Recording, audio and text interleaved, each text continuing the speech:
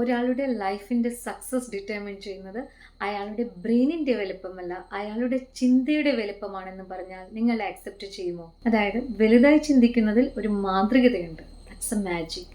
അതായത് magic of thinking big എന്ന ബുക്കിൽ ഡേവിഡ് ജെ ഷോർട്ട്സത്തിൽ ബ്യൂട്ടിഫുൾ ആയിട്ട് എക്സ്പ്ലെയിൻ ചെയ്തിട്ടുണ്ട്. നിങ്ങൾ തഥാസ്തു എന്ന് കേട്ടിട്ടില്ലേ? അതായത് ഭഗവത്ഗീതയിൽ ഒരു കോൺസെപ്റ്റാണ് തഥാസ്തു എന്ന് പറയുമ്പോൾ നിങ്ങൾ എന്താണോ ചിന്തിക്കുന്നത് അത് തന്നെ നിങ്ങൾക്ക് ഭവിക്കട്ടെ, നിങ്ങൾ എന്താണോ ആഗ്രഹിക്കുന്നത് അത് തന്നെ ആയിത്തീരട്ടെ എന്നാണ് പറയുന്നത്.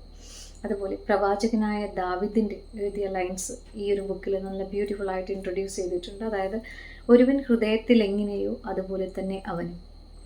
ചിന്തകൾ ലോകത്തെ ഭരിക്കുന്നത് കാണുന്നവരാണ് മഹാന്മാർ എന്ന് എഴുതിയത് എമേഴ്സന്റെ വാക്കുകളാണ്.